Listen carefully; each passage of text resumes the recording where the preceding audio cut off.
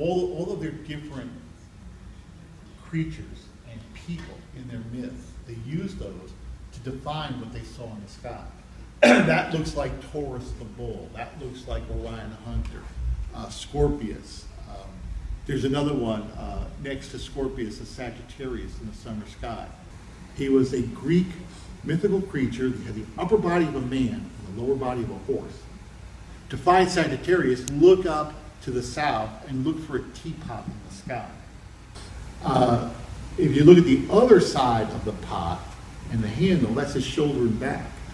And you just draw a straight line down from the bottom of the handle down about 10 degrees in the sky, find a star, 3 more degrees down here, the other star. That's the chest of the horse's leg, and his lower leg and hoof.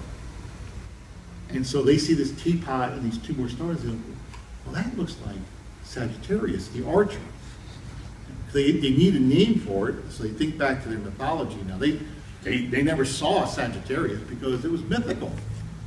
But they think, what would an archer look like? What would this half-horse, half-man archer look like that group of stars? And they tell this whole big involved story about Sagittarius and what he did, just to remember that, oh yeah, when we see that group of stars, we gotta go plant our crops. But telling a big story makes it easier. You remember things, and then you just put it all together. Here we are at the Teen Cafe as someone is finishing soup. And who is this someone? It's good soup, isn't it? I'm Lauren DeMuzio. And you are? I'm Brittany Wynn. And you are? Elizabeth Hensley. And why are y'all here? To learn about stars. And what did you learn about stars tonight? Oh God, a lot. Where do we begin? Big Dipper isn't actually a constellation. I know. My whole life has been a lie. Do you remember what it's called instead? No. It's an asterism. Okay. See, I learned something tonight too. It's impressive. All right, what else? What did you learn?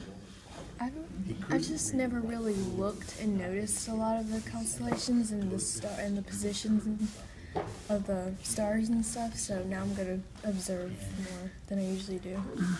Good deal. And Miss Hensley?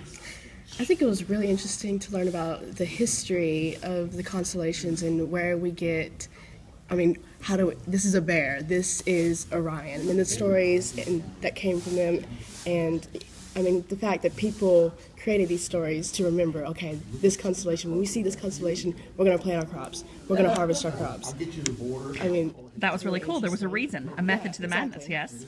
And what did you say about it? It's just stars. Why didn't they make a math kind of configuration, you think? Well, it's easier to remember a math problem or a story. Probably it's a easier story. to remember anything than a math problem. Yeah.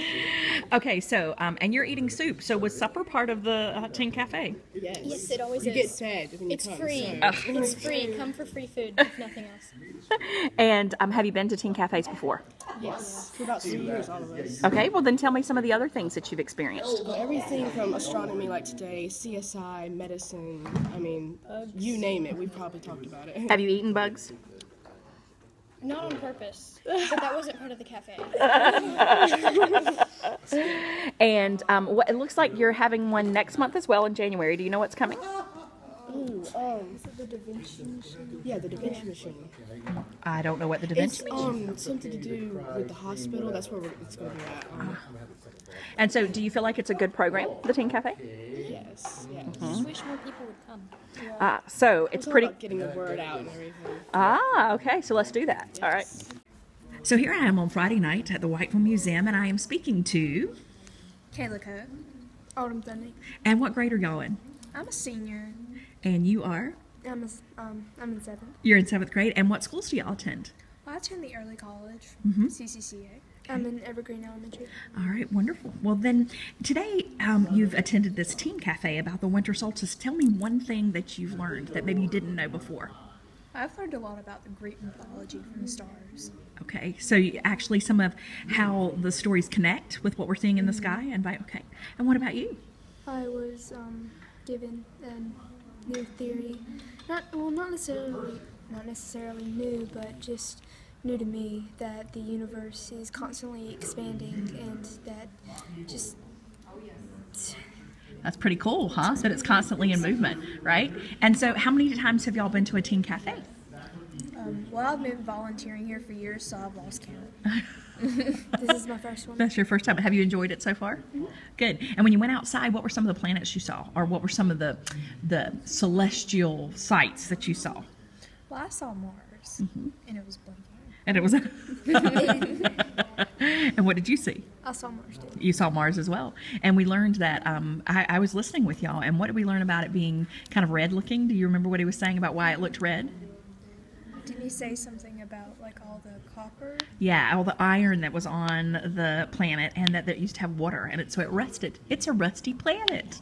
That sounds like the name of a band, doesn't it? The Rusty Planet.